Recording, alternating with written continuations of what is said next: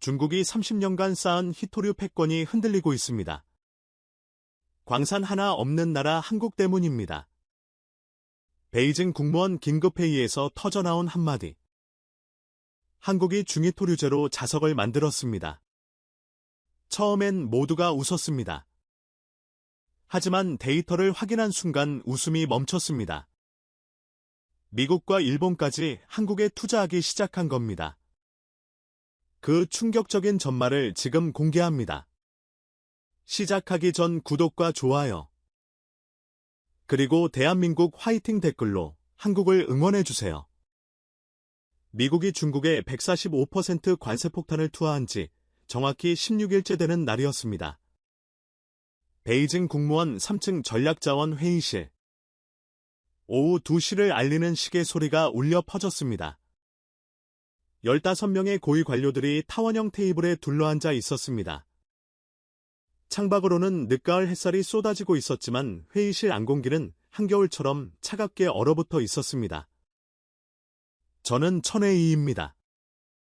베이징 자원전략연구원 부원장으로 히토류 산업을 30년간 분석해온 사람입니다. 오늘 이 자리에 불려온 이유를 저는 정확히 알고 있었습니다. 리거창 부장이 테이블 상석에서 입을 열었습니다. 상무부 전략자원국장. 이 방에서 가장 높은 사람이었습니다. 다들 알다시피 미국이 145% 관세를 때렸소. 그의 목소리가 회의실에 무겁게 울렸습니다. 하지만 우리도 가만히 있지 않았지. 히토류 통제법을 발동했소. 결과가 어떻게 됐는지 아시오 왕진 회장이 자신만만하게 대답했습니다. 북방이토 집단시오 중국 최대 히토류 기업을 이끄는 사람이었습니다. 미국이 무릎 꿇었습니다. 1년 유예 합의했죠. 회의실 여기저기서 웃음이 터져나왔습니다. 자부심에 찬 웃음이었습니다. 트럼프가 큰 소리 쳤잖아요. 2년이면 히토류 자립한다고 젊은 분석관 장하오가 비웃듯 말했습니다. 30 초반의 그는 이 방에서 가장 젊었고 가장 거침없었습니다. 결국 협상 테이블에 앉았지 않습니까? 우리 히토류 앞에서는 미국도 꼼짝 못해요. 맞는 말이었습니다. 전 세계 히토류 생산의 90%를 중국이 장악하고 있었습니다. 정제까지 포함하면 98%에 달했습니다. 미국이 아무리 발버둥 쳐도 중국을 이길 수 없는 구조였습니다. 하지만 저는 웃을 수 없었습니다. 가슴 한쪽이 무겁게 내려앉는 느낌이었습니다. 손끝이 차가워지고 심장이 조금씩 빨라지는 것을 느꼈습니다. 30년간 이 분야를 봐온 직감이 경고하고 있었습니다. 뭔가 잘못됐다고. 그래서 오늘 회의 목적이 뭡니까? 린메이 박사가 물었습니다. 과학원 소재연구소 연구원 40대 초반의 그녀는 이 방에서 몇 안 되는 기술 전문가였습니다. 리거창 부장이 저를 쳐다봤습니다. 첨부원장이 긴급보고 요청을 했소. 30년 경력자가 직접 요청한 건 처음이라 들어보기로 했소. 15개의 시선이 일제히 저를 향했습니다. 호기심 반 의아함 반. 저는 천천히 일어섰습니다. 다리가 미세하게 떨리는 것을 느꼈습니다.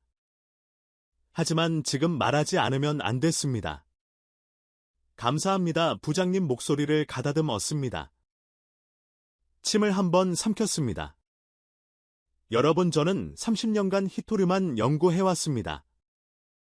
1995년부터 지금까지 전 세계 히토류 동향을 분석해왔습니다. 회의실이 조용해졌습니다. 그 30년 동안 오늘처럼 긴급보고를 요청한 적은 단 한 번도 없었습니다. 장하오가 고개를 갸웃거렸습니다. 다른 참석자들도 의아한 표정을 지었습니다. 미국 관세요. 그건 예상된 수순이었습니다. 히토류 통제법 발동, 그것도 우리 시나리오대로였습니다. 1년 유예합의 완벽한 승리였습니다. 저는 잠시 말을 멈추고 회의실을 둘러봤습니다. 하지만 진짜 위기는 따로 있습니다. 공기가 달라지는 것을 느꼈습니다. 몇몇이 자세를 고쳐 앉았습니다. 그 위기 때문에 오늘 이 자리를 요청한 겁니다. 리거창 부장이 손가락으로 테이블을 두드렸습니다. 말해보시오. 뭐가 그리 급하오. 저는 깊게 숨을 들이켰습니다. 이제부터가 진짜였습니다. 부장님, 진짜 위협은 미국이 아닙니다. 회의실이 다시 술렁였습니다. 미국이 아니라고요. 술리 외교관이 눈썹을 치켜 올렸습니다. 외교부 아시아국 과장 국제정세에 밝은 그녀였습니다. 그럼 유럽입니까? 일본. 저는 고개를 저었습니다. 한국입니다. 3초, 정확히 3초간 회의실이 완벽하게 조용했습니다. 그리고 폭소가 터졌습니다. 한국이요. 장하우가 웃음을 참지 못하고 터뜨렸습니다. 어깨가 들썩였습니다. 천 부원장님, 농담이시죠? 한국에 히토류 광산이 있기는 합니까? 왕진 회장도 피식 웃었습니다. 주름진 눈가에 조롱이 가득했습니다. 제가 알기로 한국 히토류 매장량은 거의 제로에 가깝습니다. 맞아요. 수입 의존도가 80%가 넘잖아요. 다른 참석자가 거들었습니다. 그것도 대부분 우리한테서 사가는 거고요. 웃음소리가 회의실을 가득 채웠습니다. 저를 향한 시선에는 동정과 의아함이 뒤섞여 있었습니다. 마치 정신 나간 사람을 보는 눈빛이었습니다. 삼성이 반도체 만들 때 히토류 어디서 가져옵니까? 장하우가 손가락을 세워가며 말했습니다. 현대가 전기차 모터 만들 때 자석은 어디서 삽니까? 전부 우리한테서 사가는 겁니다. 한국이 우리를 위협한다. 술리 외교관 이 코웃음을 쳤습니다. 우리 손바닥 안에 있는 나라잖아요. 히토류 수출만 끊으면 한국 산업 전체가 멈춥니다. 맞는 말이었습니다. 객관적 사실이었습니다. 한국은 히토류 광산이 없었습니다. 수입 의존도가 80%를 넘었습니다. 그중 대부분이 중국산이었습니다. 하지만 여러분 말씀이 모두 맞습니다. 저는 침착하게 대답했습니다. 손이 떨리지 않도록 테이블 위에 올려놓았습니다. 한국에는 광산이 없습니다. 수입 의존도도 높습니다. 지금 당장은 우리 손바닥 안에 있는 것도 사실입니다. 그런데 왜 위협이라는 겁니까? 리거창 부장이 물었습니다. 웃음기가 가시지 않은 목소리였지만 그래도 들어보겠다는 태도였습니다. 저는 프레젠테이션 리모컨을 집어 들었습니다. 화면에 한 장의 사진이 떴습니다. 이것이 뭔지 아십니까? 작은 금속 조각이었습니다. 손톱보다 조금 큰 크기 은빛으로 빛나고 있었습니다. 자석 아닙니까? 린메이 박사가 대답했습니다. 맞습니다. 네오지뮴 연고자석입니다. 전기차 모터에 들어가는 핵심 부품이죠. 저는 다음 슬라이드로 넘겼습니다. 이 자석을 만들려면 중히토류가 필요합니다. 디스프로슘, 터듐 같은 원소들이요. 고온에서 자기력을 유지하려면 반드시 들어가야 합니다. 당연한 이야기 아닙니까? 왕준 회장이 지루하다는 듯 말했습니다. 그래서 전 세계가 우리한테 의존하는 거죠. 중히토류 생산량의 98%가 우리 손에 있으니까. 맞습니다. 지금까지는요? 저는 강조했습니다. 하지만 한국이 중히토류 없는 연구자석을 만들었습니다. 회의실이 다시 술렁였습니다. 하지만 이번에는 웃음이 아니었습니다. 의아함에 가까운 반응이었습니다. 중히토류 없이요. 린메이 박사가 눈을 가늘게 떴습니다. 그게 가능합니까? 내열성을 어떻게 잡죠? 불가능합니다. 장하오가 단호하게 끊었습니다.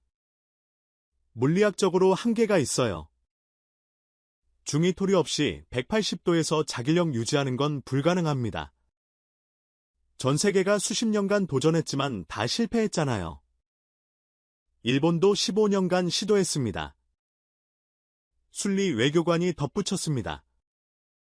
2010년 센카쿠 사태 이후로 죽어라 연구했는데 결국 60%까지만 줄이는데 그쳤어요. 완전 제거는 못했습니다. 미국은요, 독일은요, 다른 참석자들도 거들었습니다. 전부 실패했습니다. 대체 기술 개발 포기하고 광산 확보 경쟁으로 돌아섰잖아요. 저는 고개를 끄덕였습니다. 맞습니다. 미국도 실패했고, 일본도 실패했고, 독일도 실패했습니다. 그런데 한국은 성공했다고요? 장하오가 비웃듯 물었습니다. 미국, 일본, 독일이 못한 걸 한국이 해냈다. 그 한국이요? 네, 저는 단호하게 대답했습니다. 그 한국이 해냈습니다. 회의실에 잠깐 정적이 흘렀습니다. 그리고 더 큰 웃음이 터져나왔습니다. 천 부원장님, 왕진 회장이 눈물을 닦으며 말했습니다. 혹시 한국 정부한테 뭐 받으신 거 아닙니까? 로비라도 한국 여행 다녀오셨어요. 장하오가 킥킥거렸습니다. K-팝 좋아하시나 봐요? 비스 팬이세요? 저희 얼굴이 달아올랐습니다. 분노가 치밀어 올랐습니다. 하지만 참았습니다. 감정적으로 대응하면 지는 거였습니다. 농담하는 게 아닙니다. 목소리를 낮추고 또박또박 말했습니다. 대한민국 디지스트라는 연구소가 있습니다. 대구 경북과학기술원이라고 하죠. 이곳에서 중위토류 사용량을 80% 줄이는 기술을 개발했습니다. 80%. 린메이 박사가 눈썹을 치켜 올렸습니다. 그녀만은 조금 다른 반응이었습니다. 작년에 국제학술지에 발표됐습니다. 검증된 데이터입니다. 80% 줄이는 거랑 제로는 다르잖아요. 장하오가 끼어들었습니다. 20%는 여전히 필요하다는 거 아닙니까? 그래서 다른 연구팀이 더 나아갔습니다. 저는 다음 슬라이드를 띄웠습니다. LG이노텍과 한국재료연구원 공동연구팀. 이들이 중위토류 제로 연구자석을 개발했습니다. 화면에 논문 표지가 떴습니다. 영어로 된 학술지였습니다. 제로요. 완전 제로. 네, 중위토류를 단 1g도 사용하지 않고 기존과 동등한 성능을 달성했습니다. 회의실 분위기가 미묘하게 바뀌기 시작했습니다. 연볕은 여전히 웃고 있었지만 린메이 박사를 비롯한 몇 명은 진지한 표정으로 변했습니다. 린메이 박사가 잠시 생각에 잠겼습니다. 동등한 성능이라면 자기력과 내열성이 모두 유지된다는 건가요? 자기력과 내열성이 모두 유지된다는 건가요? 네, 자기력 13.8카, 내열성 섭씨 180도, 기존 중위토류 첨가 자석과 거의 동일합니다. 저는 데이터를 화면에 띄웠습니다. 숫자들이 나열됐습니다. 이건 실험실 수준이겠지. 왕진 회장이 콧방귀를 뀌었습니다. 양산은 못할 겁니다. 비용도 엄청 들 테고 성림 첨단 산업이라는 회사가 있습니다. 저는 대답했습니다. 경북 현풍에 위치한 기업입니다. 이 회사가 국내 최초로 희토류 연구자석 대량 생산 공장을 완공했습니다. 대량 생산이요. 연간 1000톤 생산 능력입니다. 숫자가 화면에 떴습니다. 1000톤이면 전기차 약 50만 대에 들어가는 모터 자석을 만들 수 있는 양입니다. 회의실이 조용해졌습니다. 웃음소리가 줄어들었습니다. 잠깐만요. 순리 외교관이 손을 들었습니다. 그래도 원료는 수입해야 하는 거 아닙니까? 중위토류를 안 쓴다 해도 네오디뮴 같은 경위토류는 필요하잖아요. 맞습니다. 저는 고개를 끄덕였습니다. 경위토류는 여전히 필요합니다. 하지만 경위토류는 우리만 가진 게 아닙니다. 호주에도 있고 베트남에도 있고 미국에도 있습니다. 중위토류가 진짜 무기였던 거지.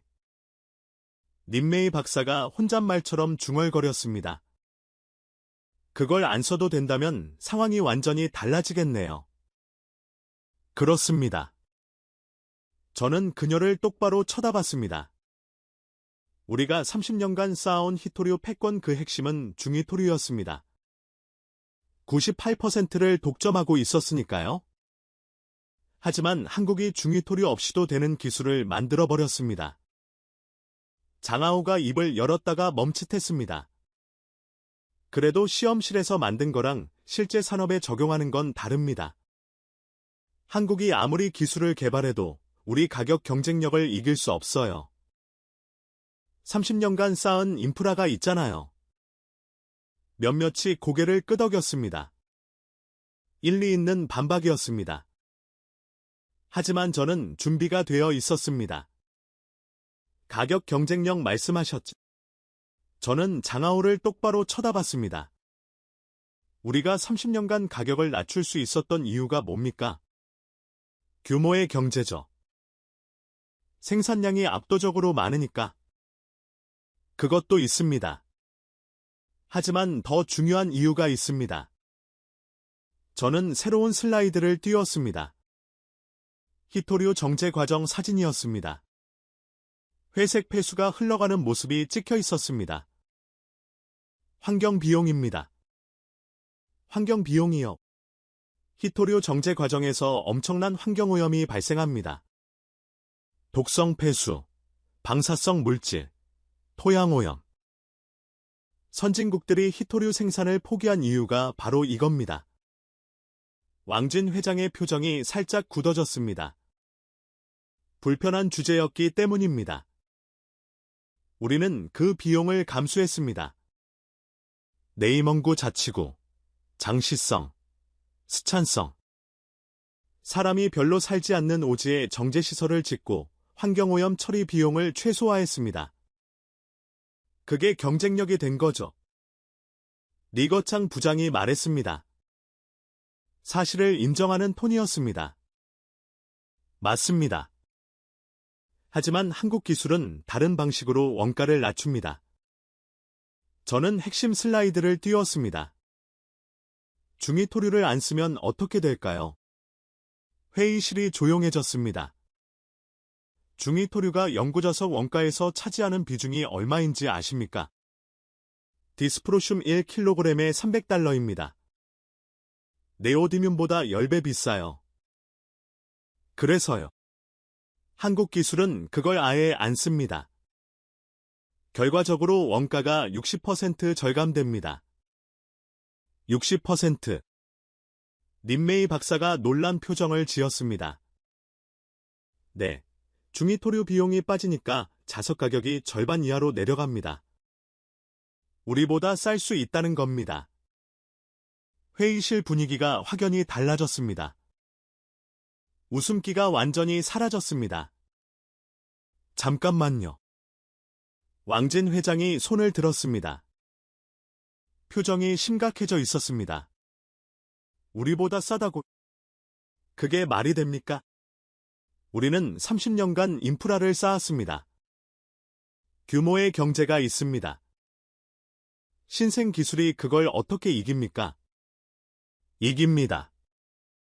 저는 단호하게 대답했습니다.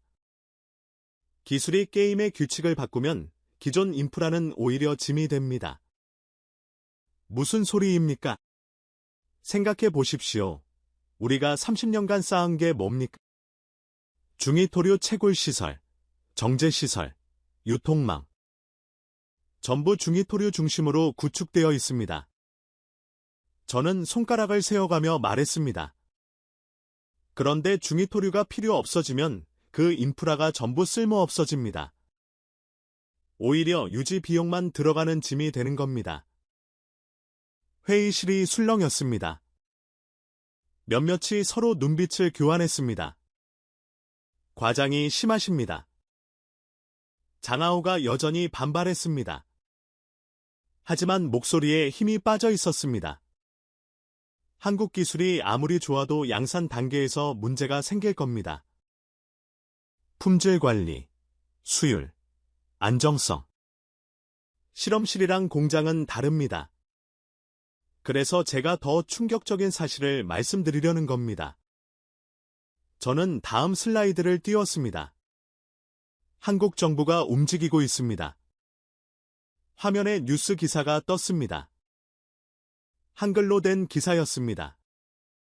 올해 초 한국 대통령 직속으로 자원안보위원회가 출범했습니다. 히토류를 포함한 핵심 광물의 안정적 공급을 책임지는 컨트롤 타워입니다.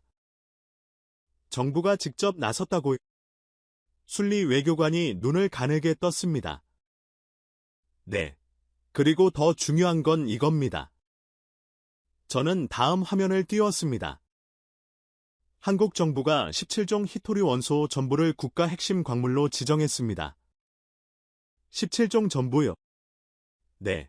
당장 많이 쓰이는 것만 관리하는 게 아니라 미래에 중요해질 원소까지 미리 대비하겠다는 겁니다. 린메이 박사가 조용히 노트북을 열었습니다. 저는 그녀가 뭔가를 검색하는 것을 눈치챘습니다. 표정이 점점 진지해지고 있었습니다. 비축량도 확대하고 있습니다. 저는 계속 말했습니다. 목표가 6개월치입니다. 우리가 수출을 끊어도 반년은 버틸 수 있는 물량을 쌓아두겠다는 거죠. 리거창 부장이 손가락으로 테이블을 두드리며 말했습니다. 6개월이면 우리 압박이 통하지 않는다는 뜻이요? 단기적으로는 그렇습니다. 저는 고개를 끄덕였습니다. 하지만 진짜 문제는 장기적인 겁니다. 저는 마지막 슬라이드를 준비했습니다. 이게 오늘의 핵심이었습니다. 한국은 수입선 다변화도 추진하고 있습니다. 베트남, 호주, 캐나다와 협력하고 있어요. 베트남 광산 개발에 직접 투자하고 있고 현지 정제시설 건설 프로젝트도 진행 중입니다. 우리를 빼고 공급망을 만들겠다는 거군요. 순리 외교관이 중얼거렸습니다. 맞습니다. 그리고 가장 중요한 건 따로 있습니다. 저는 잠시 말을 멈추고 회의실을 둘러봤습니다. 모든 시선이 저를 향하고 있었습니다. 한국은 우리와 정면 승부를 피하고 있습니다. 피한다고요? 네, 광산 확보 경쟁에서는 이길 수 없다는 걸 알고 있어요.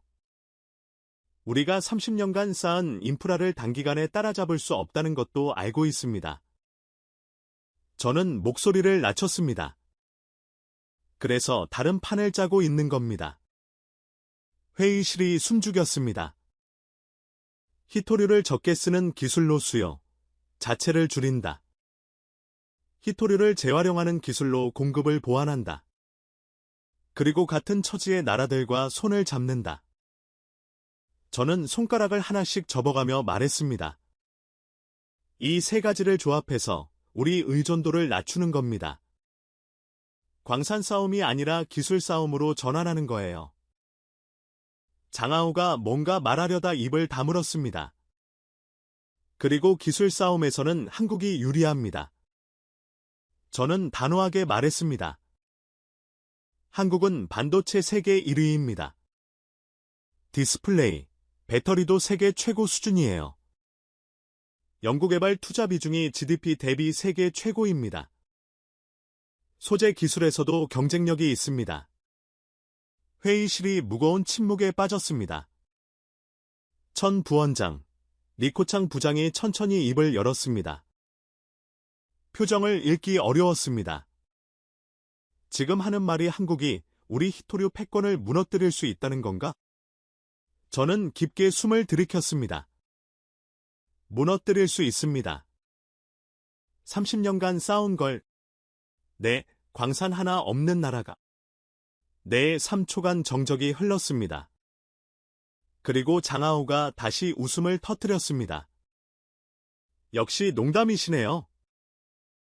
그의 웃음에 몇몇이 동조했습니다. 하지만 아까보다 웃는 사람이 줄었습니다. 30년입니다. 30년, 장하오가 손가락을 세웠습니다.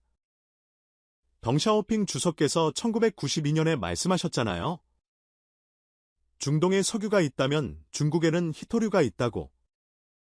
그때부터 국가 전략으로 육성해 온 겁니다. 맞아요.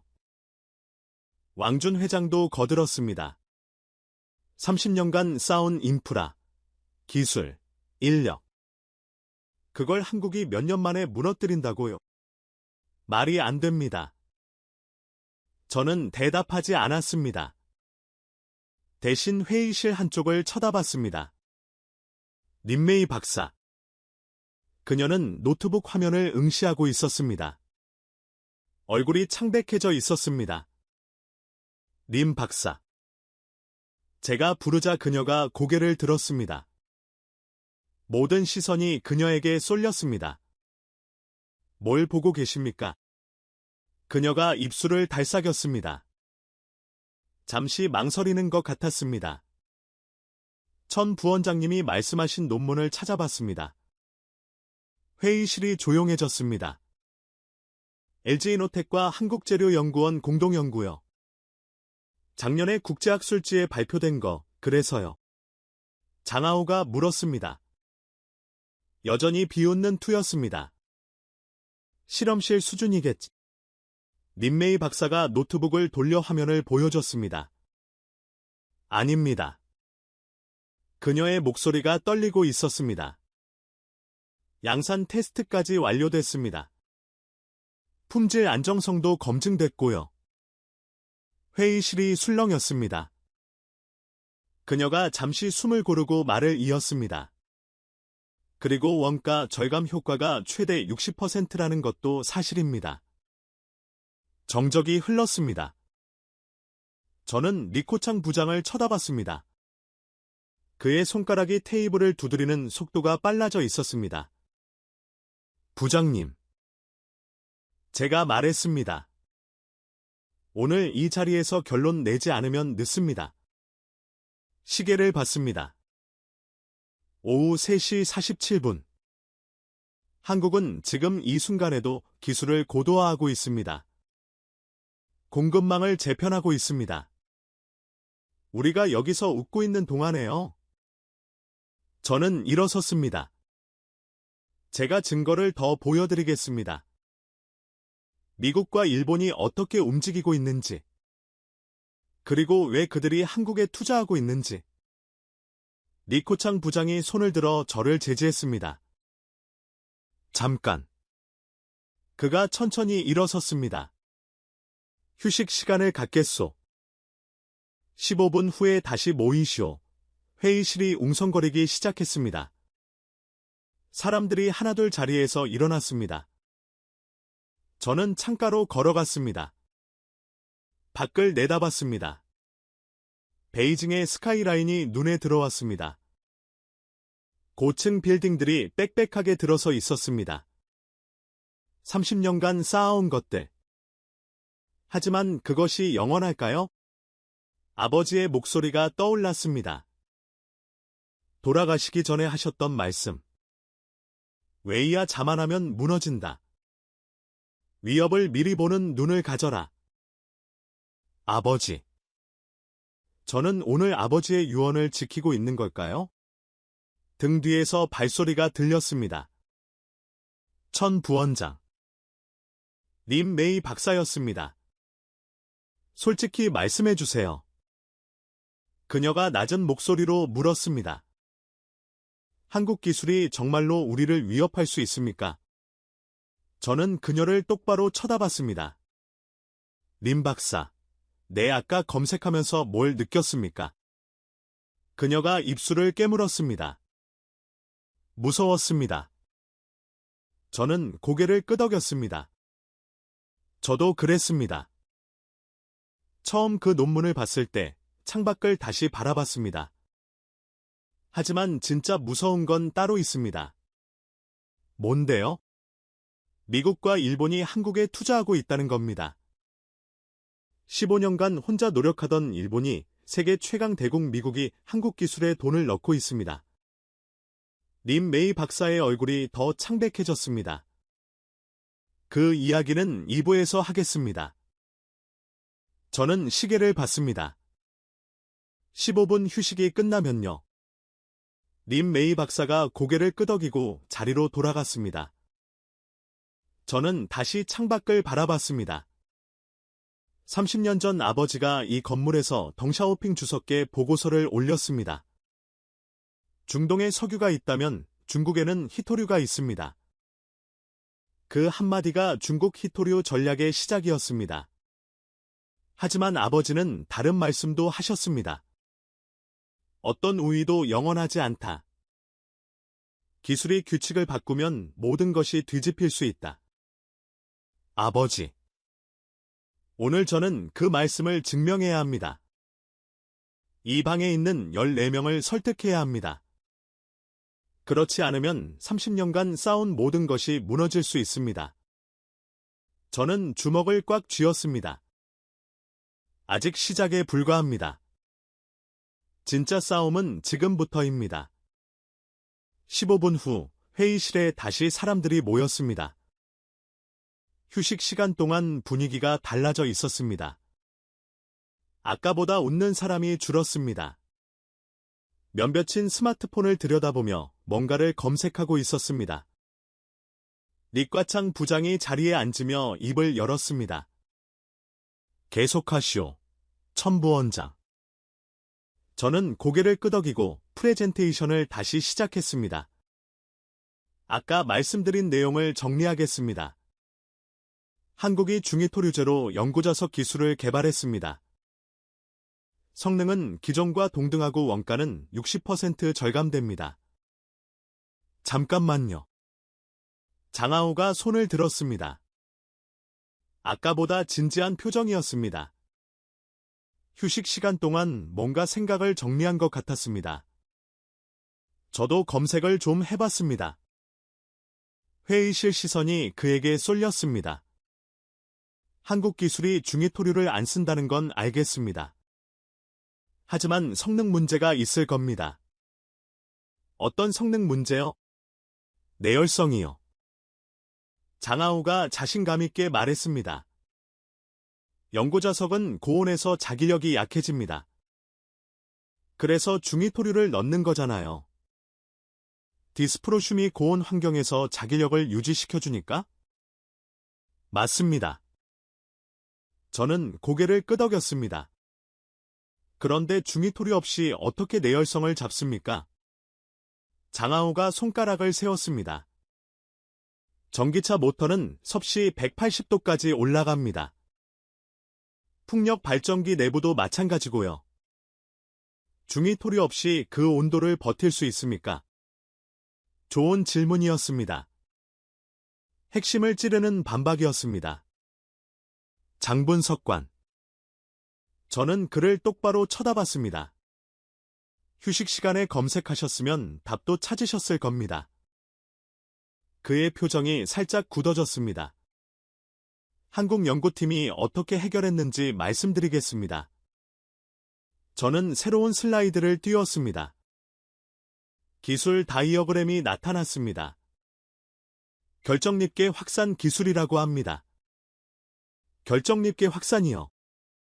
린메이 박사가 몸을 앞으로 숙였습니다. 기술 전문가다운 반응이었습니다. 네, 쉽게 설명하면 이렇습니다. 저는 손가락으로 화면을 가리키며 말했습니다. 기존에는 중희토류를 자석 전체에 골고루 섞었습니다. 하지만 한국 연구팀은 다른 방식을 썼어요. 자석 표면에만 특수 코팅을 입힌 겁니다. 표면에만. 네, 자석 입자 사이사이에 나눠 단위로 합금층을 만들었습니다. 이 합금층이 고온에서 자기력 손실을 막아줍니다. 하지만 중희토류 없이 그게 됩니까? 장하오가 여전히 의심스러운 표정으로 물었습니다. 됩니다. 한국 연구팀은 중희토류 대신 구리와 알루미늄 기반 합금을 사용했습니다. 훨씬 저렴한 재료죠. 저는 데이터 화면을 띄웠습니다. 실제 테스트 결과입니다. 섭씨 180도에서 자기력 유지율. 기존 중희토류 자석이 97%입니다. 한국 신기술 자석은 95%입니다. 2% 차이네요. 왕진 회장이 말했습니다. 그 2%가 중요하지 않습니까? 2%가 중요한 경우도 있습니다. 저는 인정했습니다. 하지만 대부분의 응용 분야에서는 95%면 충분합니다. 전기차 모터, 풍력 발전기, 산업용 모터. 전부 커버됩니다. 최첨단 분야는? 순리 외교관이 물었습니다. 항공기 엔진이나 미사일 유도 시스템 같은 곳에서는 97%가 필요하지 않습니까? 맞습니다. 극한 환경에서는 여전히 중위토류가 필요할 수 있습니다. 저는 솔직하게 인정했습니다. 하지만 생각해 보십시오. 전체 연구자석 시장에서 그런 극한 환경 용도가 차지하는 비중이 얼마나 됩니까? 회의실이 조용해졌습니다. 5% 미만입니다. 린 메이 박사가 대답했습니다. 그녀는 이미 계산을 끝낸 표정이었습니다. 나머지 95% 시장에서는 한국 기술로 충분하다는 뜻이군요. 저는 고개를 끄덕였습니다. 정확합니다. 한국 기술이 시장 전체를 장악할 수는 없습니다. 하지만 95%를 가져갈 수 있습니다. 95%면 사실상 전부 아닙니까? 리코창 부장이 손가락으로 테이블을 두드렸습니다. 우리 히토류 수출의 대부분이 그 95%에 들어가는 거 아니요? 맞습니다. 부장님. 저는 다음 슬라이드를 띄웠습니다. 여기 시장 분석 자료가 있습니다. 화면에 파이 차트가 나타났습니다. 전 세계 연구자석 시장 규모가 연간 200억 달러입니다. 한국 돈으로 약 27조 원이죠. 그중 전기차용 자석이 40%, 풍력발전용이 15%, 산업용이 25%입니다. 합치면 80%네요? 왕진 회장이 계산했습니다. 네. 그리고 이 80%는 전부 섭씨 180도 이하 환경입니다. 한국 기술로 완벽하게 대체 가능한 영역입니다.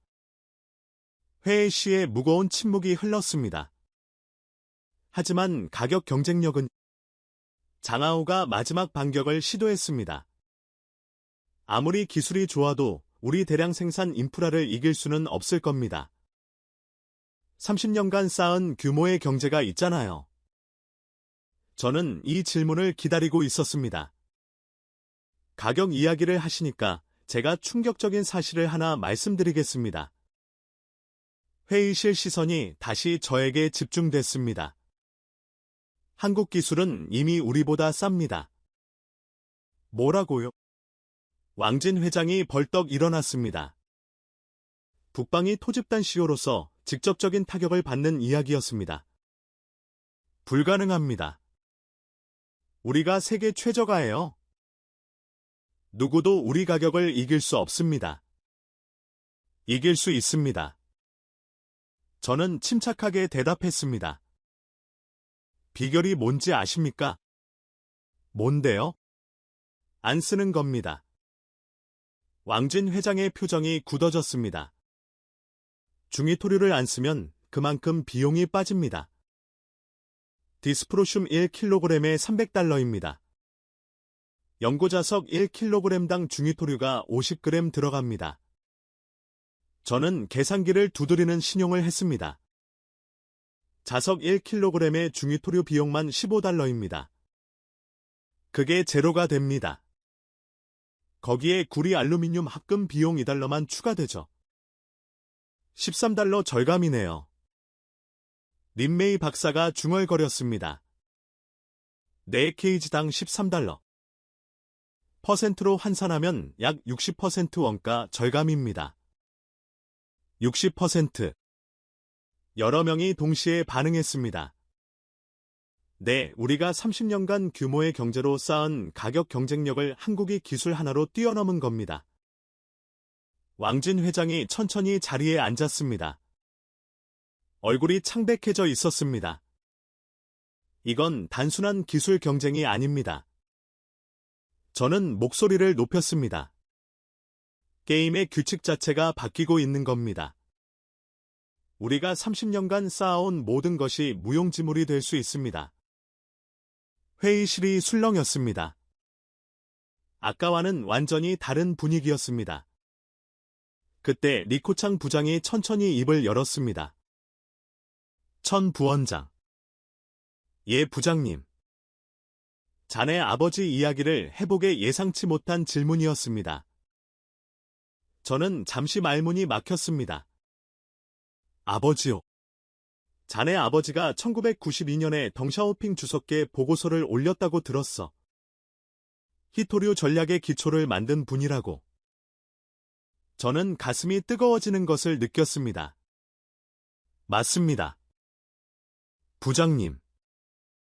그 이야기를 좀 해보게. 왜 자네가 이렇게까지 한국을 경계하는지 배경을 알고 싶소. 저는 깊게 숨을 들이켰습니다. 이제 개인적인 이야기를 해야 할 때였습니다.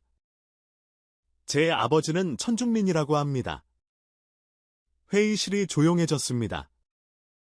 몇몇 나이든 참석자들의 눈이 커졌습니다. 천중민이라면 혹시 자원부 차관을 지내신 분입니까? 리코창 부장이 물었습니다. 아시는군요. 저는 고개를 끄덕였습니다. 1992년 아버지가 덩샤오핑 주석계에 직접 보고서를 올렸습니다. 제목이 중국 히토류 전략 보고서였습니다. 저는 잠시 말을 멈추고 숨을 골랐습니다. 30년 전 이야기를 꺼내는 것이 쉽지 않았습니다. 그때 아버지 나이가 38이었습니다. 지금 제 나이보다 20살 젊었죠. 하지만 아버지는 미래를 내다보는 눈이 있었습니다. 어떤 내용이었습니까? 린메이 박사가 조심스럽게 물었습니다. 핵심은 간단했습니다. 저는 아버지의 말씀을 떠올렸습니다. 중동에 석유가 있다면 중국에는 히토류가 있다. 그 유명한 말이 천 차관님 보고서에서 나온 거였군요. 왕진 회장이 중얼거렸습니다. 네, 아버지가 처음 쓴 표현입니다. 덩 주석께서 그 표현을 좋아하셔서 공식 연설에서 사용하신 거죠. 저는 창밖을 바라봤습니다. 아버지는 그 보고서에서 히토류가 미래 산업의 핵심이 될 거라고 예측했습니다. 전자제품, 자동차, 항공기, 무기체계, 모든 분야에서 히토류가 필수가 될 거라고. 정확한 예측이었네요. 리과창 부장이 고개를 끄덕였습니다. 맞습니다. 30년이 지난 지금 아버지의 예측은 모두 현실이 됐습니다. 스마트폰 하나에 히토류가 15종이 들어갑니다. 전기차 한 대에 1kg이 필요합니다. F-47 전투기에는 408kg이 들어가요. 저는 회의실을 둘러봤습니다. 아버지가 그 보고서를 올리고 나서 중국은 히토류 산업 육성에 올인했습니다. 채굴 기술, 정체 기술, 가공 기술, 30년간 천문학적 투자를 쏟아부었죠. 결과는 성공이었소. 리과창 부장이 말했습니다. 세계 시장 점유율 90%, 정제 시장 점유율 98%, 어느 나라도 우리 없이는 첨단 산업을 할 수 없게 됐습니다. 맞습니다. 저는 고개를 끄덕였습니다. 아버지의 전략이 성공한 겁니다. 하지만 아버지는 성공 후에도 경고를 멈추지 않으셨습니다. 어떤 경고요? 아버지가 2015년에 쓰신 마지막 보고서가 있습니다. 저는 목소리를 낮췄습니다. 제목이 히토류 패권의 종말 시나리오였습니다. 회의실이 술렁였습니다. 정말 시나리오? 장하오가 의아한 표정으로 물었습니다. 네, 아버지는 우리의 히토류 패권이 영원하지 않다고 경고하셨습니다. 저는 아버지의 보고서 내용을 떠올렸습니다. 3가지 시나리오를 제시하셨어요. 첫째, 다른 나라가 새로운 광산을 개발한다. 둘째, 히토류 재활용 기술이 발전한다. 셋째, 히토류 대체 기술이 나온다. 첫 번째와 두 번째는 어느 정도 대비가 되어 있죠. 왕진 회장이 말했습니다. 호주나 미국이 광산을 개발해도 우리 정제시설 없이는 소용없습니다. 재활용도 아직 경제성이 안 나오고요. 맞습니다. 아버지도 그렇게 보셨어요. 첫째와 둘째는 시간이 오래 걸린다고. 하지만 셋째는 다르다고 하셨습니다. 저는 목소리를 높였습니다. 대체 기술은 한번 나오면 게임이 끝난다고. 광산을 아무리 많이 가져도 소용없다고. 수요 자체가 사라지니까 회의실이 조용해졌습니다. 아버지는 그 보고서를 올리고 3개월 후에 돌아가셨습니다. 저의 목소리가 떨렸습니다. 마지막으로 저한테 하신 말씀이 있습니다. 숨을 깊이 들이켰습니다. 감정을 억누르기 힘들었습니다. 웨이야, 내가 30년 바친 사업이다. 하지만 자만하면 무너진다. 위협을 미리 보는 눈을 가져라. 특히 기술을 경계해라. 기술이 규칙을 바꾸면 모든 것이 뒤집힐 수 있다. 회의 시에 무거운 침묵이 흘렀습니다. 저는 아버지의 유언을 지키려고 노력했습니다. 저는 회의실을 둘러봤습니다. 지난 10년간 전 세계 히토류 대체 기술 연구를 모니터링했습니다. 미국, 일본, 독일, 유럽연합. 누가 어떤 연구를 하는지 다 추적했습니다. 그래서요. 린메이 박사가 물었습니다. 대부분 실패했습니다. 미국도 실패했고, 일본도 실패했고, 독일도 실패했습니다. 저도 점점 안심하기 시작했어요. 아버지가 걱정하신 셋째 시나리오는 안 올 거라고 생각했습니다. 저는 잠시 말을 멈췄습니다. 하지만 3년 전 한국에서 이상한 논문이 나왔습니다. 이상한 논문이요.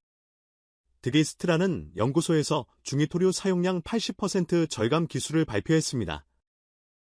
처음에는 무시했어요. 80%면 아직 20%가 남으니까 완전 대체가 아니니까. 저는 고개를 저었습니다. 그런데 1년 후 또 논문이 나왔습니다. 이번엔 90% 절감. 그리고 작년 LG이노텍과 재료연구원 합동팀이 100% 대체 기술을 발표했습니다. 100%. 네, 완전한 제로입니다. 중히토류를 단 1g도 안 쓰고 기존과 동등한 성능을 달성했습니다. 저는 주먹을 꽉 쥐었습니다. 그 논문을 읽는 순간 저는 아버지의 유언이 떠올랐습니다. 기술이 규칙을 바꾸면 모든 것이 뒤집힐 수 있다. 회의실이 숙연해졌습니다. 저는 아버지의 유산을 지키고 싶습니다. 목소리가 떨렸습니다. 30년간 쌓아온 모든 것을 지키고 싶습니다. 하지만 그러려면 먼저 위협을 인정해야 합니다. 외면하면 안 됩니다. 저는 리거창 부장을 똑바로 쳐다봤습니다. 부장님, 한국은 진짜 위협입니다. 아버지가 경고하신 그 셋째 시나리오가 현실이 되고 있습니다. 긴 침묵이 흘렀습니다. 리거창 부장이 천천히 고개를 끄덕였습니다. 자네 아버지 천중민 차관을 저도 알았소. 1995년에 한 번 뵌 적이 있지? 대단한 분이셨소? 감사합니다. 부장님, 자네가 아버지의 뒤를 잘 잇고 있구만. 부장이 테이블을 손가락으로 두드렸습니다. 좋아. 계속해보게. 한국 외의 다른 나라들은 어떻게 움직이고 있어? 저는 마음을 가다듬었습니다. 감정적인 이야기는 끝났습니다.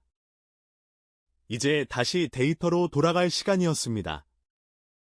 부장님, 이제부터가 진짜 충격적인 부분입니다. 뭐요? 미국과 일본이 움직이고 있습니다. 그것도 한국 쪽으로. 회의실이 다시 긴장감에 휩싸였습니다. 미국 이야기를 먼저 하겠습니다. 저는 새로운 슬라이드를 띄웠습니다. 미국 국기와 함께 여러 뉴스 헤드라인이 나타났습니다. 올해 초, 미국 재무장관 베센트가 선언했습니다. 2년 안에 히토류 자립을 달성하겠다고. 그 뉴스는 저도 봤습니다. 술리 외교관이 말했습니다. 허풍이라고 생각했는데요. 미국의 정제시설이 거의 없잖아요. 맞습니다. 허풍입니다. 저는 고개를 끄덕였습니다. 미국 전문가들도 2년은 불가능하다고 합니다. 최소 6년에서 10년은 걸릴 거라고. 그럼 뭐가 문제입니까? 장하오가 물었습니다. 문제는 미국이 그 6년을 어떻게 버티려는가입니다. 저는 다음 슬라이드를 띄웠습니다. 미국이 두 가지 전략을 추진하고 있습니다. 첫째, 동맹국 공급망 활용. 둘째, 대체 기술 확보. 동맹국이면 호주나 캐나다를 말하는 겁니까? 왕진 회장이 물었습니다. 그것도 있습니다. 하지만 더 중요한 동맹국이 있습니다. 저는 화면을 바꿨습니다. 한국 국기가 나타났습니다. 한국입니다. 회의실이 술렁였습니다. 한국이요. 한국도 히토류 수입국인데 어떻게 미국을 돕습니까? 가공기술입니다. 저는 설명을 이어갔습니다. 한국은 히토류 광산은 없지만 가공기술은 세계 최고 수준입니다. 특히 연고자석 제조기술에서요. 그게 미국한테 무슨 도움이 됩니까? 미국이 호주에서 원료를 가져와도 가공을 못하면 소용없습니다. 그 가공을 한국에 맡기려는 겁니다. 저는 다음 뉴스 기사를 띄웠습니다. 여기 보십시오. 미국 기업 노비온이 한국의 연고자석 가공 공장을 짓겠다고 발표했습니다. 투자 규모가 2,000톤 생산 능력입니다. 미국 기업이 한국에요. 네, 미국 본토가 아니라 한국에 짓는 겁니다. 왜일까요? 저는 손가락을 세웠습니다. 첫째, 한국 기술이 앞서 있으니까. 둘째, 한국 인력이 우수하니까. 셋째, 한국이 우리한테서 벗어나려고 하니까. 한국이 탈중국 허브가 되겠다는 거군요. 린메이 박사가 중얼거렸습니다. 정확합니다. 저는 고개를 끄덕였습니다. 한국은 지금 히토류 가공 허브를 목표로 하고 있습니다. 광산은 호주나 베트남에서, 가공은 한국에서, 완제품은 전 세계로. 이런 구조를 만들려는 겁니다. 우리를 완전히 빼고. 술리 외교관이 날카롭게 물었습니다. 네, 우리를 빼고 새로운 공급망을 만들려는 겁니다.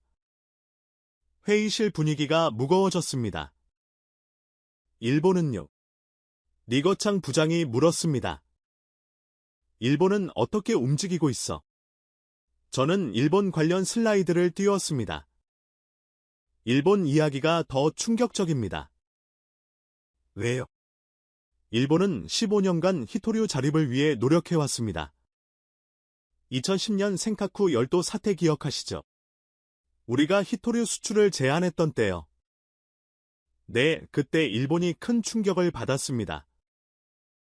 도요타 공장이 멈출 뻔했죠. 그 이후로 일본은 히토류 탈중국에 올인했습니다. 저는 데이터를 보여줬습니다.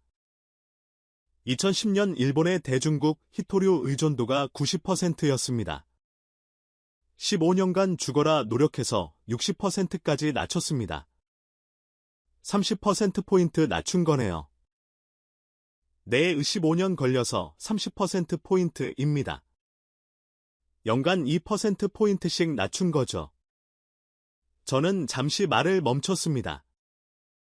하지만 60%에서 더 이상 못 내려갑니다. 왜요? 중히토류 때문입니다. 저는 손가락을 세웠습니다. 일본이 경이토류는 어느 정도 대체했습니다.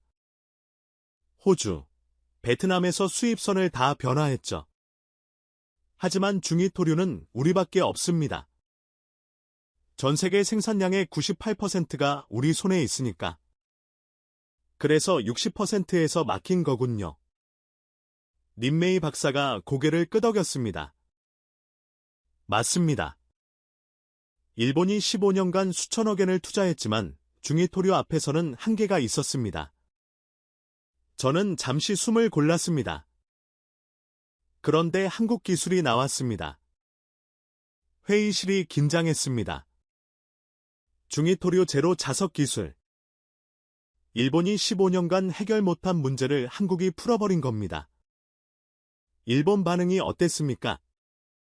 리거창 부장이 물었습니다. 처음에는 무시했습니다. 한국이 뭘 알겠냐고.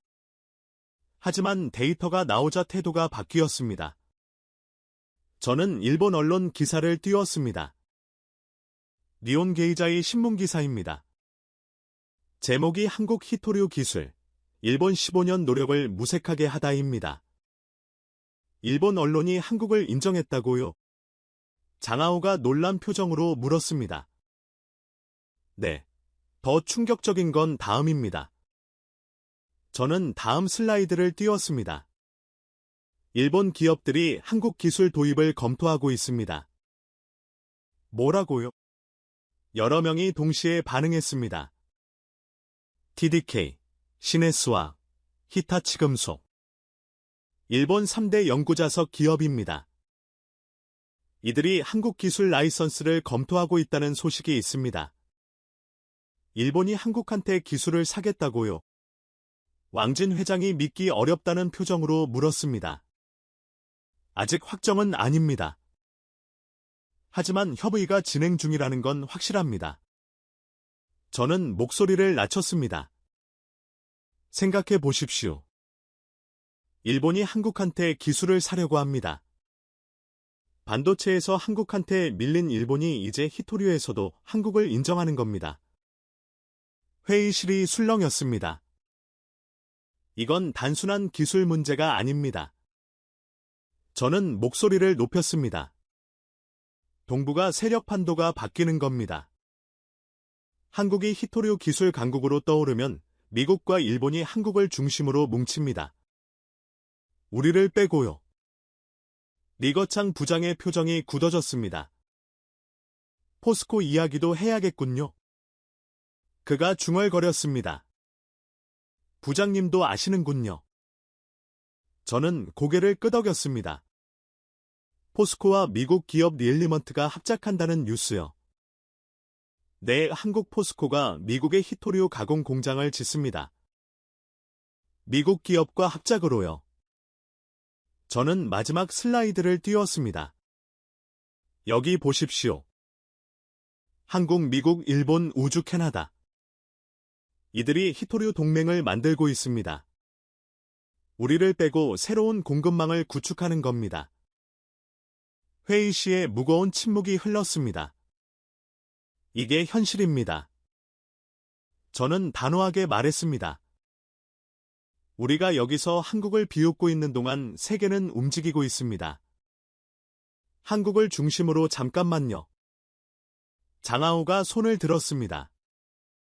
아까와는 다르게 진지한 표정이었습니다. 첨부원장님 말씀은 알겠습니다. 한국 기술이 대단하다는 것도요. 하지만 한 가지 의문이 있습니다. 말씀해 보십시오. 이게 다 사실이라면 왜 우리 정보망에 안 잡힌 겁니까? 좋은 질문이었습니다. 핵심을 찌르는 반박이었습니다. 저희 상무부도, 과학원도, 정보기관도 한국 기술 동향을 모니터링하고 있습니다. 그런데 왜 첨부원장님만 이렇게 위기감을 느끼십니까? 몇몇이 고개를 끄덕였습니다. 같은 의문을 가지고 있었던 것 같습니다. 두 가지 이유가 있습니다. 저는 침착하게 대답했습니다. 첫째, 우리가 보고 싶은 것만 봤습니다. 무슨 뜻이죠? 한국 기술 뉴스가 나와도 대부분 무시했습니다. 실험실 수준이겠지. 양산은 못할 거야. 가격 경쟁력이 없을 거야. 이런 식으로 자기 합리화를 한 겁니다. 저는 회의실을 둘러봤습니다. 오늘 이 회의실에서도 처음에 다들 그랬잖아요. 한국이요. 광산도 없는데. 이렇게 웃었습니다. 몇몇이 고개를 숙였습니다. 둘째, 한국이 조용히 움직였습니다. 조용히요. 네, 한국은 대대적으로 발표하지 않았습니다. 언론 플레이도 안 했고, 국제 무대에서 으스대지도 않았습니다. 그냥 묵묵히 기술을 개발하고, 공장을 짓고, 공급망을 확보했습니다. 저는 손가락을 세웠습니다. 2010년 센카쿠 사태 때 일본이 어떻게 했는지 기억나십니까? 난리를 쳤죠. WTO에 제소하고 국제사회에 호소하고 언론에 대대적으로 보도했습니다. 기억납니다. 순리 외교관이 고개를 끄덕였습니다. 우리가 오히려 국제적으로 비난받았죠. 맞습니다. 그래서 한국은 다른 전략을 택한 겁니다. 조용히, 그러나 확실하게, 소리 없이 칼을 가는 거죠. 회의실이 조용해졌습니다. 그리고 한 가지 더 보여드릴 게 있습니다. 저는 새로운 슬라이드를 띄웠습니다. 이게 뭔지 아십니까? 화면에 정보 문서가 나타났습니다. 한글로 되어 있었습니다. 한국 정부의 히토류 전략 로드맵입니다. 어떻게 구했습니까? 리거창 부장이 물었습니다. 공개 자료입니다. 한국은 이런 것도 투명하게 공개합니다. 저는 문서 내용을 설명했습니다. 한국 정부가 3가지 목표를 세웠습니다. 첫째, 2027년까지 히토류 수입 일존도를 50%로 낮춘다. 둘째, 2030년까지 중히토류 완전 자립을 달성한다. 셋째, 2035년까지 히토류 기술 수출국이 된다. 수출국이요? 왕진 회장이 놀란 표정으로 물었습니다. 네, 한국이 히토류를 수출하겠다는 겁니다. 물론 원료가 아니라 기술을요. 광산도 없는 나라가 히토류 수출국이 되겠다고. 기술을 수출하면 됩니다. 중히토류 제로 자석 기술, 히토류 재활용 기술, 고효율 정제 기술, 이런 것들을요. 저는 목소리를 높였습니다. 생각해 보십시오. 10년 후에 한국이 기술을 팔고 우리가 원료만 파는 구조가 될 수 있습니다. 지금과 정반대로요. 회의실이 술렁였습니다. 그리고 한 가지 더요. 저는 마지막 슬라이드를 띄웠습니다. 한국 정부가 히토류 비축량을 대폭 늘리고 있습니다. 목표가 6개월치입니다. 6개월이면 상당한 양이네요. 린메이 박사가 중얼거렸습니다. 네, 우리가 수출을 끊어도 반년은 버틸 수 있는 물량입니다. 그 사이에 대체 공급망을 가동하면 되니까요. 저는 회의실을 둘러봤습니다. 한국은 모든 시나리오에 대비하고 있습니다. 우리가 수출을 끊으면 6개월 비축분으로 버틴다. 그 사이 대체 기술을 적용하고 호주, 베트남에서 원료를 가져온다. 장기적으로는 기술로 승부한다. 저는 손으로 테이블을 짚었습니다. 이게 한국의 전략입니다. 완벽하게 짜여 있습니다. 우리를 정면으로 이기려는 게 아니라 우리 없이도 살 수 있는 구조를 만드는 겁니다. 리코창 부장이 천천히 고개를 끄덕였습니다. 천 부원장. 예, 부장님. 자네 말을 들으면 들을수록 한 가지 의문이 생기요. 뭔가요? 우리는 왜 이런 대비를 안 했어? 회의실이 조용해졌습니다. 무거운 질문이었습니다. 솔직히 말씀드리겠습니다.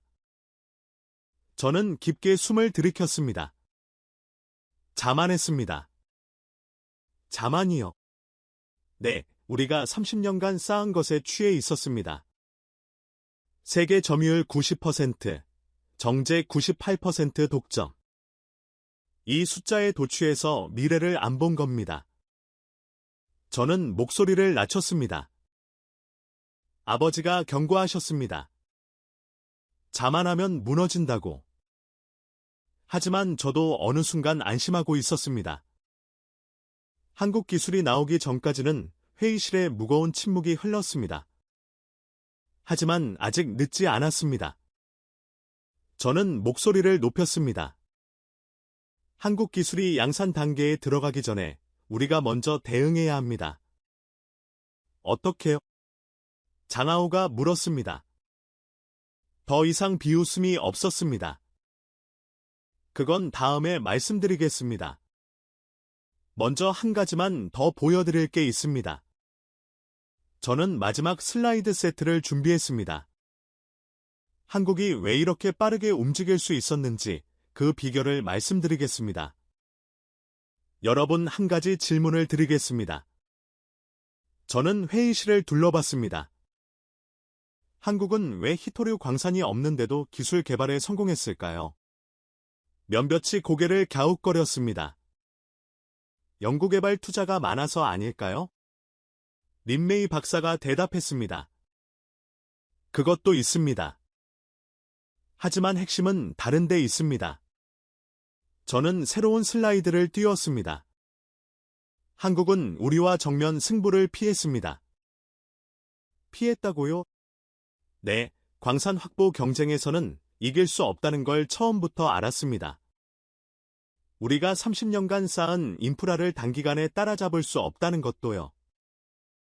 저는 손가락을 세웠습니다. 그래서 다른 판을 짠 겁니다. 다른 판이. 네, 한국의 전략을 정리하면 이렇습니다. 저는 화면에 세 가지 전략을 띄웠습니다. 첫째, 히토류를 적게 쓰는 기술. 수요 자체를 줄이는 겁니다. 중히토류 제로 자석 같은 거군요. 맞습니다. 둘째, 히토류를 재활용하는 기술. 새로 캐는 대신 있는 걸 다시 쓰는 겁니다.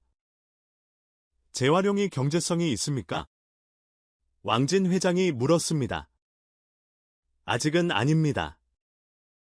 하지만 한국이 기술 개발 중입니다. 5년 내로 경제성을 확보할 거라고 합니다. 저는 세 번째 전략을 가리켰습니다. 셋째, 같은 처지의 나라들과 손을 잡는 겁니다. 미국, 일본, 호주, 캐나다, 유럽연합. 전부 우리 히토류에 의존하는 나라들이죠. 히토류 동맹을 만드는 거군요. 순리 외교관이 중얼거렸습니다. 정확합니다. 한국이 그 동맹의 기술 허브가 되려는 겁니다. 저는 화면을 바꿨습니다. 세계 지도가 나타났습니다. 지금 이런 구도가 만들어지고 있습니다. 원료는 호주와 캐나다에서, 가공은 한국에서, 소비는 미국과 유럽에서. 우리를 완전히 빼고 돌아가는 공급망입니다. 회의실이 술렁였습니다. 이게 진짜 위협입니다. 저는 목소리를 높였습니다. 한국 기술 하나가 문제가 아닙니다. 그 기술을 중심으로 새로운 질서가 만들어지고 있는 게 문제입니다. 리코창 부장이 천천히 고개를 끄덕였습니다. 자네 말이 맞는 것 같소. 회의실이 조용해졌습니다. 모든 시선이 부장에게 쏠렸습니다. 솔직히 처음에는 자네가 과장한다고 생각했소. 한국이 우리를 위협한다. 30년 패권이 무너진다. 웃기는 소리라고. 부장이 테이블 위에 손을 올려놓았습니다. 하지만 데이터를 보니 생각이 달라지오. 미국과 일본이 움직이고 있다는 게 특히 그렇소. 저는 가슴이 뛰는 것을 느꼈습니다. 드디어 들리기 시작하는 건가? 부장님 감사합니다. 아직 끝난 게 아니오. 부장이 손을 들어 저를 제지했습니다. 자네 말을 다 믿는 건 아니오. 하지만 무시할 수도 없소. 검토해 볼 가치가 있어 보이오. 그가 회의실을 둘러봤습니다. 다른 분들 의견은 어떻소? 잠시 침묵이 흘렀습니다. 린메이 박사가 먼저 입을 열었습니다. 저는 처음 부원장님 말씀에 동의합니다. 면배치 놀란 표정으로 그녀를 쳐다봤습니다. 휴식 시간에 논문을 찾아봤습니다. 한국 기술이 사실이에요. 데이터가 명확합니다.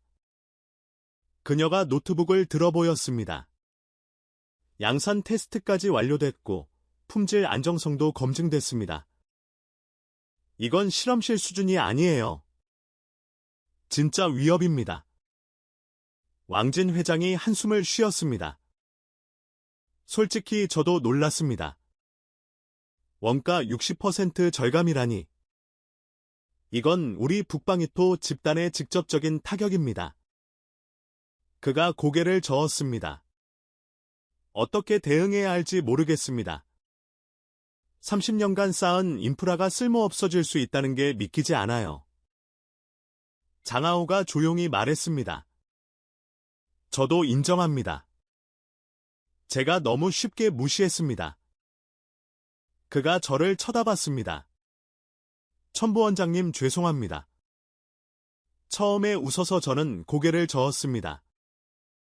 사과받을 일이 아닙니다. 저도 처음에는 믿기 어려웠으니까요. 니과창 부장이 테이블을 손가락으로 두드렸습니다. 좋소. 분위기가 많이 바뀌었어. 그럼 이제 핵심 질문을 하겠소. 그가 저를 똑바로 쳐다봤습니다. 첨부원장, 우리가 어떻게 해야 하오? 이 질문을 기다리고 있었습니다. 모든 준비가 이 순간을 위한 것이었습니다. 부장님, 저는 깊게 숨을 들이켰습니다. 대응 방안을 말씀드리기 전에 한 가지만 더 말씀드려도 되겠습니까? 무엇이요? 한국이 왜 성공했는지 진짜 이유를 말씀드리고 싶습니다. 부장이 고개를 끄덕였습니다. 말해보시오. 저는 마지막 슬라이드를 띄웠습니다. 한국은 광산이 없습니다.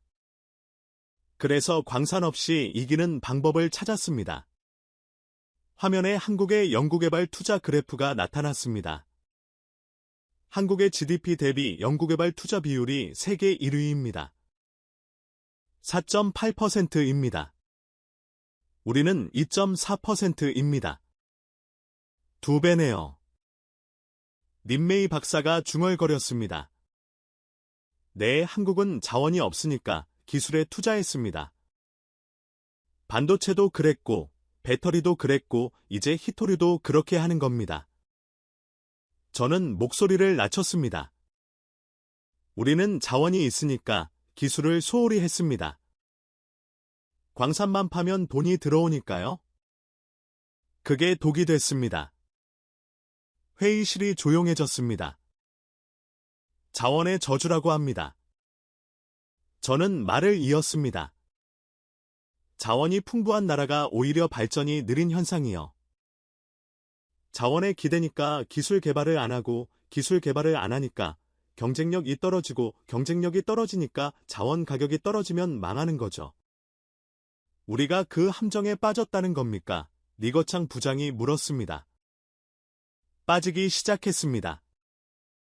아직 늦지는 않았습니다. 저는 단호하게 말했습니다. 하지만 지금 바꾸지 않으면 10년 후에는 정말 늦습니다. 부장이 천천히 고개를 끄덕였습니다. 알겠소. 대응 방안을 들어보겠소. 저는 드디어 마지막 파트로 넘어갈 수 있게 됐습니다. 하지만 그 전에 한 가지가 남아 있었습니다. 부장님, 대응 방안을 말씀드리기 전에 마지막으로 한 가지만 보여드리겠습니다. 모여. 저는 화면을 바꿨습니다. 이건 한국 기업들의 현재 상황입니다. 화면에 여러 기업 로고가 나타났습니다. 삼성, LG, 현대, 포스코 이 기업들이 지금 무엇을 하고 있는지 아십니까? 뭘 하고 있어 준비하고 있습니다. 히토류 독립을요 저는 하나씩 설명했습니다. 삼성전자 반도체 장비에 들어가는 히토류를 줄이는 연구를 하고 있습니다. LG 에너지 솔루션 배터리 양극재의 히토류 의존도를 낮추는 기술을 개발 중입니다. 현대 자동차 전기차 모터에 중히토류제로 자석을 적용하는 테스트를 시작했습니다. 포스코 미국의 히토류 가공 공장을 짓고 있습니다. 회의실이 술렁였습니다. 한국의 대기업들이 전부 움직이고 있습니다. 정부만 움직이는 게 아니에요. 민간도 같이 가고 있습니다. 저는 목소리를 높였습니다. 이게 한국의 힘입니다. 정부와 기업이 한 방향으로 움직이는 겁니다. 위기의식을 공유하고 같은 목표를 향해 달리는 겁니다. 닉과창 부장이 손가락으로 테이블을 두드렸습니다. 우리는 왜 그렇게 못하오? 저는 대답하지 않았습니다. 대답하기 어려운 질문이었습니다. 아니 대답 안 해도 돼요. 부장이 한숨을 쉬었습니다. 우리 문제는 우리가 알고 있어? 부처 간 칸막이 기업 간 경쟁 단기성과 중심 그런 것들이 발목을 잡고 있지. 그가 회의실을 둘러봤습니다. 오늘 회의에서 한 가지는 분명해졌소. 모든 시선이 그에게 쏠렸습니다. 한국을 무시하면 안 된다는 것. 그가 저를 쳐다봤습니다. 천 부원장 자네가 옳았소. 저는 가슴이 벅차오르는 것을 느꼈습니다. 감사합니다, 부장님. 하지만 아직 끝난 게 아니오. 부장이 일어섰습니다. 이제 진짜 중요한 이야기를 해야 하오. 우리가 어떻게 대응할 것인가. 그가 시계를 봤습니다. 저녁 6시 47분 10분 휴식 후에 대응 방안을 논의하겠소. 천 부원장 준비되어 있소. 저는 고개를 끄덕였습니다. 준비되어 있습니다. 조소 10분 후에 보겠소. 회의실 사람들이 하나둘 자리에서 일어났습니다. 저는 창가로 걸어갔습니다. 밖은 이미 어두워지고 있었습니다. 베이징의 야경이 눈에 들어왔습니다. 첫 번째 고비는 넘겼습니다. 이제 두 번째 고비가 남았습니다. 대응 방안. 아버지가 살아계셨다면 뭐라고 하셨을까요? 저는 주머니에서 오래된 사진 한 장을 꺼냈습니다. 아버지와 함께 찍은 사진이었습니다. 20년 전 이 건물 앞에서 찍은 거였습니다. 아버지 저도 해낼 수 있을까요? 저는 사진을 다시 주머니에 넣고 심호흡을 했습니다. 10분 후면 마지막 싸움이 시작됩니다. 준비해야 합니다. 10분 휴식이 끝나고 회의실에 다시 사람들이 모였습니다. 분위기가 확연히 달라져 있었습니다. 아까 오후 2시에 모였을 때와는 완전히 다른 공기였습니다. 웃음과 비웃음은 사라지고 진지함과 긴장감이 회의실을 채우고 있었습니다. 니코창 부장이 자리에 앉으며 입을 열었습니다. 천 부원장 대응 방안을 듣기 전에 마지막으로 하나만 확인하겠소. 말씀하십시오, 부장님. 자네가 말한 게 다 사실이라고 치자. 한국 기술이 진짜이고 미국과 일본이 움직이고 있고 새로운 공급망이 만들어지고 있다. 부장이 손가락으로 테이블을 두드렸습니다. 그럼 우리에게 시간이 얼마나 남았어? 핵심 질문이었습니다. 모든 것이 이 답에 달려 있었습니다. 부장님, 마지막으로 하나만 더 보여드리겠습니다. 저는 새로운 슬라이드를 띄웠습니다. 타임라인 차트가 나타났습니다. 한국의 히토류 자립 로드맵입니다. 화면에 연도별 목표가 표시됐습니다. 올해 중히토류제로 자석 양산 시작. 성림 첨단 산업이 연간 1000톤 생산을 시작합니다. 저는 손가락으로 화면을 가리켰습니다. 그해년 현대자동차가 아이오닉 시리즈에 중히토류제로 자석을 적용합니다. 첫 양산 전기차입니다. 벌써요? 왕진 회장이 놀란 표정으로 물었습니다. 네, 이미 테스트를 마쳤습니다. 내년 상반기 출시 예정입니다. 저는 타임라인을 따라 손가락을 움직였습니다. 2년 후 한국 정부 목표대로라면 히토류 수입 의존도가 70%로 낮아집니다. 지금 80%니까 10%포인트 감소입니다. 1년에 10%포인트. 닌메이 박사가 중얼거렸습니다. 일본이 15년 걸려서 30%포인트 낮췄는데 한국은 1년에 10%포인트라니 기술이 다르니까요? 저는 설명했습니다. 일본은 공급선 다변화로 줄였습니다. 우리 대신 호주나 베트남에서 사는 거죠. 하지만 한국은 수요 자체를 줄이고 있습니다. 기술로 필요량을 줄이니까 훨씬 빠릅니다. 저는 다음 시점을 가리켰습니다. 4년 후 한국 히토류 의존도 50% 목표 달성 시점입니다. 50%면 절반이네요. 리거창 부장이 말했습니다. 네, 우리가 수출을 끊어도 절반은 자체 해결할 수 있다는 뜻입니다. 저는 마지막 시점을 가리켰습니다. 7년 후 한국 중히토류 완전 자립 목표입니다. 중히토류 제로 기술이 전 산업에 확산되고 나머지는 재활용으로 충당합니다. 회의실이 조용해졌습니다. 7년이요. 장하오가 물었습니다. 네, 7년 후면 한국은 우리 중히토류가 필요 없어집니다. 저는 목소리를 낮췄습니다. 그리고 한국만 그런 게 아닙니다. 한국 기술이 퍼지면 미국도 일본도 유럽도 같은 길을 갑니다. 10년 후면 우리 히토류 무기가 무용지물이 된다는 거군요. 리거창 부장이 중얼거렸습니다. 정확합니다. 부장님. 저는 단호하게 말했습니다. 우리에게 남은 시간은 5년에서 7년입니다. 그 안에 대응하지 않으면 30년간 쌓은 모든 것이 무너집니다. 회의실에 무거운 침묵이 흘렀습니다. 하지만 한 가지 희망이 있습니다. 저는 목소리를 높였습니다. 아직 늦지 않았습니다. 5년이면 충분히 대응할 수 있습니다. 어떻게요? 부장이 물었습니다. 3가지 방안을 제안합니다. 저는 새로운 슬라이드를 띄웠습니다. 첫째, 우리도 대체 기술을 개발해야 합니다. 우리가요? 한국 기술을 따라잡겠다고요? 장하오가 의아한 표정으로 물었습니다. 따라잡는 게 아닙니다. 다른 방향으로 가는 겁니다. 저는 설명했습니다. 한국은 중히토류 제로 기술에 집중했습니다. 우리는 고효율 히토류 기술에 집중하면 됩니다. 같은 양으로 더 좋은 성능을 내는 거죠. 차별화하자는 거군요. 닌메이 박사가 고개를 끄덕였습니다. 맞습니다.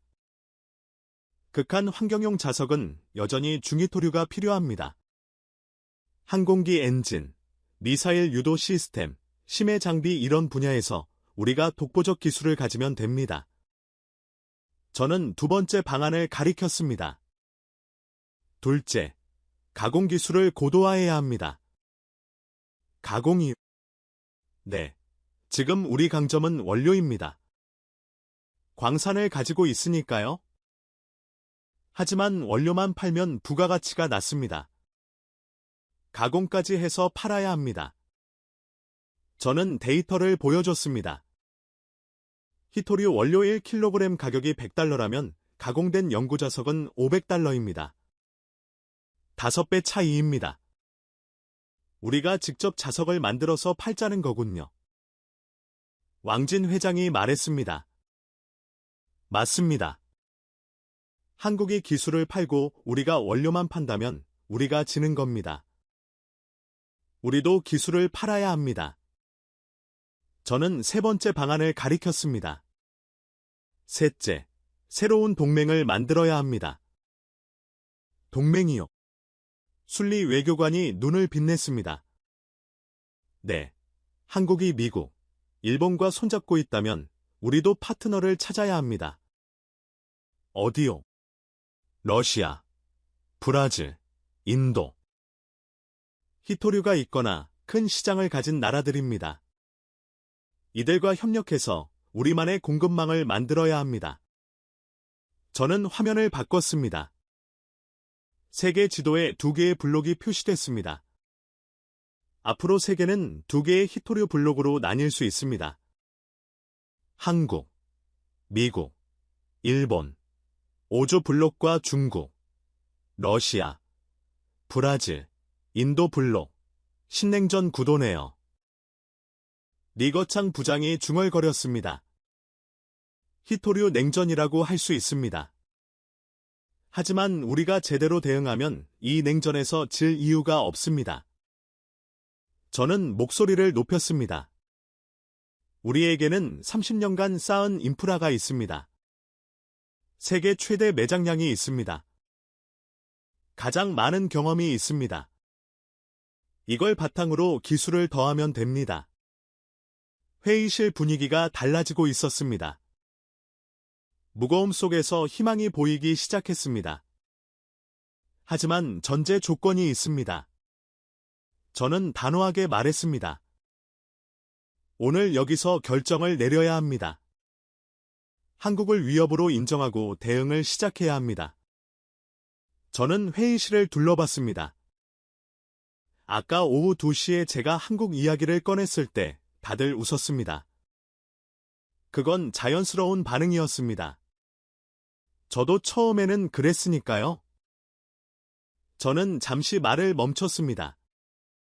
하지만 지금은 다릅니다. 데이터를 봤습니다. 한국 기술이 진짜라는 걸 확인했습니다. 미국과 일본이 움직이고 있다는 것도 알았습니다. 저는 리거창 부장을 똑바로 쳐다봤습니다. 부장님, 이제 결정하셔야 합니다. 계속 무시할 건지 대응을 시작할 건지 긴 침묵이 흘렀습니다. 회의실의 모든 시선이 리거창 부장에게 쏠렸습니다. 부장이 천천히 일어섰습니다. 천 부원장. 리거창 부장의 목소리가 회의실에 울려 퍼졌습니다. 예, 부장님. 자네 아버지 천중민 차관을 내가 직접 뵌 건 1995년이었소. 예상치 못한 이야기였습니다. 저는 조용히 귀를 기울였습니다. 그때 나는 상무부 신입 관료였소. 히토류가 뭔지도 잘 몰랐지. 그런데 어느 날 자네 아버지가 우리 부서에 강연을 오셨소. 부장이 창밖을 바라봤습니다. 그때 자네 아버지가 한 말이 아직도 기억나요. 중국의 미래는 히토류에 달려있다고. 지금은 아무도 모르지만 10년 후에는 전 세계가 우리 히토류를 원할 거라고. 그가 고개를 돌려 저를 쳐다봤습니다. 다들 웃었소. 나도 웃었지. 흙 속에 묻힌 광물이 뭐가 그리 대단하냐고. 하지만 자네 아버지는 흔들리지 않았소. 저는 가슴이 뜨거워지는 것을 느꼈습니다. 자네 아버지가 마지막에 이렇게 말했소. 여러분이 웃는 건 괜찮습니다. 하지만 10년 후에도 웃을 수 있을지는 두고 보십시오. 부장이 손으로 테이블을 짚었습니다. 10년이 지나고 자네 아버지 말이 맞았소. 히토류는 전략 차원이 됐고 우리는 세계를 쥐락펴락하게 됐소. 회의실이 숙연해졌습니다. 오늘 자네를 보면서 자네 아버지가 떠올랐소. 부장이 말했습니다. 30년 전에도 다들 웃었소. 오늘도 다들 웃었지. 하지만 자네 아버지가 옳았듯이 자네도 오를 수 있소. 저는 말없이 고개를 숙였습니다. 천 부원장. 부장이 단호하게 말했습니다.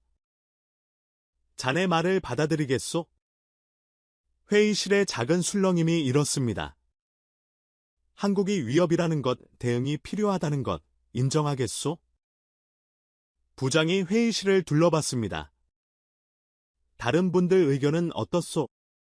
잠시 침묵이 흘렀습니다. 린메이 박사가 먼저 입을 열었습니다. 저는 처음부터 천 부원장님 말씀에 일리가 있다고 생각했습니다. 데이터가 명확합니다. 대응이 필요합니다.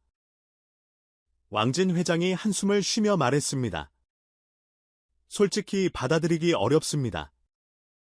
30년간 쌓은 것이 흔들릴 수 있다는 게 하지만 현실을 직시해야겠죠.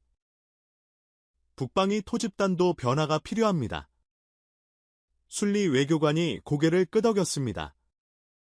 외교적으로도 준비가 필요합니다.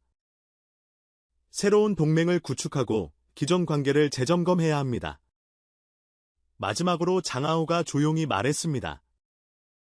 저는 오늘 많은 것을 배웠습니다. 그가 저를 쳐다봤습니다. 천 부원장님. 처음에 웃어서 죄송합니다. 제가 무지했습니다.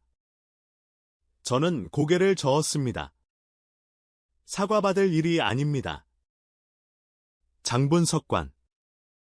오히려 감사합니다. 날카로운 질문들이 제 논지를 더 명확하게 만들어줬습니다. 닉과창 부장이 테이블을 손으로 쳤습니다. 좋소. 의견이 모아진 것 같소. 그가 선언하듯 말했습니다. 오늘부터 한국 히토류 기술을 공식 위협으로 지정하겠소. 상무부 차원에서 대응 태스크포스를 구성하겠소. 회의실에 긴장된 기대감이 흘렀습니다. 천 부원장. 예, 부장님. 자네가 그 태스크포스를 이끌어 주시오. 자네 아버지가 30년 전에 히토류 전략을 만들었듯이 자네가 앞으로 30년의 전략을 만들어 주시오. 저는 가슴이 벅차올랐습니다. 눈시울이 뜨거워졌습니다. 부장님. 감사합니다. 목소리가 떨렸습니다. 최선을 다하겠습니다. 부장이 고개를 끄덕였습니다. 자네 아버지도 기뻐하실 거예요. 저는 더 이상 말을 잇지 못했습니다. 30년 전 아버지가 이 자리에 섰을 때의 심정이 어땠을지 조금은 알 것 같았습니다. 부장이 시계를 봤습니다. 밤 8시 23분. 오늘 회의는 여기서 마무리하겠소. 구체적인 대응 방안은 다음 주에 다시 논의하겠소. 사람들이 하나둘 자리에서 일어났습니다. 저는 창가에 서서 밖을 바라봤습니다.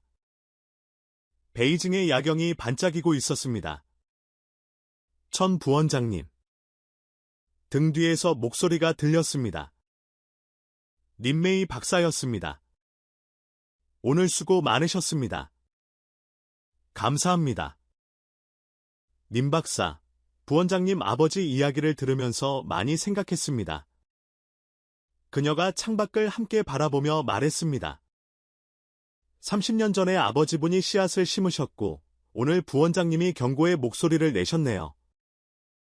대를 이어 나라를 위하는 모습이 대단합니다. 저는 쓴 웃음을 지었습니다. 아버지라면 뭐라고 하셨을까요?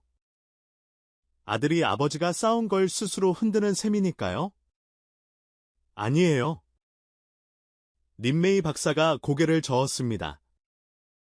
부원장님은 아버지분이 쌓은 걸 지키려는 거예요. 위협을 미리 보고 대비하라고 하셨잖아요. 그게 진짜 아버지분의 유산을 잇는 거 아닐까요? 저는 그녀의 말을 곱씹었습니다. 맞는 말이었습니다. 아버지는 히토류 패권을 만들었습니다. 하지만 그보다 더 중요한 건 위협을 미리 보는 눈을 가르쳐 주신 거였습니다. 고맙습니다. 님 박사 아니에요. 오늘 많이 배웠습니다. 그녀가 회의실을 나가려다 멈췄습니다. 참, 한 가지 궁금한 게 있어요. 뭔가요? 부원장님은 한국을 어떻게 생각하세요? 적인가요? 어려운 질문이었습니다. 저는 잠시 생각했습니다. 적이라기보다는 경쟁자라고 생각합니다. 경쟁자? 네, 한국은 자기 살기를 찾은 거예요. 광산이 없으니까 기술로 승부한 거죠. 그걸 탓할 수는 없습니다. 저는 창밖을 바라봤습니다. 오히려 배워야 한다고 생각해요. 한국이 어떻게 불리한 상황을 뒤집었는지. 우리도 언젠가 그런 상황에 처할 수 있으니까요. 린메이 박사가 고개를 끄덕였습니다. 좋은 말씀이에요. 그럼 내일 뵙겠습니다. 네, 내일 뵙겠습니다. 그녀가 나가고 회의실에 저 혼자 남았습니다. 저는 주머니에서 아버지 사진을 다시 꺼냈습니다. 아버지. 오늘 저도 해냈습니다. 30년 전 아버지가 하셨던 것처럼 아무도 듣지 않으려는 이야기를 했습니다. 처음에는 다들 웃었지만 결국 들어줬습니다. 아버지가 심은 씨앗을 제가 지키겠습니다. 하지만 방식은 다를 거예요. 아버지는 자원으로 승부하셨습니다. 저는 기술로 승부하겠습니다. 세상이 바뀌었으니까요. 자원을 가진 나라가 이기는 시대는 끝나가고 있습니다. 기술을 가진 나라가 이기는 시대가 오고 있습니다. 한국이 그걸 증명했습니다. 광산 하나 없는 나라가 기술 하나로 30년 패권을 흔들고 있습니다. 우리도 변해야 합니다. 자원에 기대지 말고 기술에 투자해야 합니다. 과거에 안주하지 말고 미래를 준비해야 합니다. 그게 아버지의 진짜 유산을 잇는 길입니다. 저는 사진을 다시 주머니에 넣고 회의실을 나섰습니다. 복도 끝 창문으로 베이징의 밤하늘이 보였습니다. 별은 보이지 않았지만 고층 빌딩들의 불빛이 별처럼 반짝이고 있었습니다. 30년 전 아버지가 이 복도를 걸어들 때도 이런 풍경이었을까요? 아니, 그때는 이렇게 화려하지 않았겠죠. 30년 동안 중국은 변했습니다. 히토류 덕분이기도 하고 다른 많은 이유들 때문이기도 합니다. 앞으로 30년은 어떻게 될까요? 한국이 히토류 기술 강국이 될까요? 우리가 제대로 대응해서 패권을 유지할까요? 아니면 새로운 균형이 만들어질까요? 아직은 알 수 없습니다. 하지만 한 가지는 확실합니다. 오늘 이 회의가 분기점이 될 거라는 것. 30년 후에 누군가가 역사를 쓴다면 오늘을 기록할 겁니다. 중국이 한국의 위협을 처음으로 인정한 날, 변화가 시작된 날. 저는 엘리베이터 버튼을 눌렀습니다. 집에 가서 아버지 재단의 향을 피워야겠습니다. 오늘 있었던 일을 보고 드려야죠. 아버지, 저도 해냈습니다. 이제 시작입니다. 지금까지 광산 하나 없는 대한민국이 기술 하나로 중국의 30년 패권을 흔든 충격적인 이야기였습니다. 자원이 없어도 기술이 있으면 이깁니다. 이것이 대한민국의 방식입니다. 이 이야기가 의미 있으셨다면 주변에 널리 공유해주세요. 작은 관심이 대한민국의 큰 자부심이 됩니다. 구독과 좋아요도 부탁드립니다. 지금까지 터칭 스토리였습니다. 감사합니다.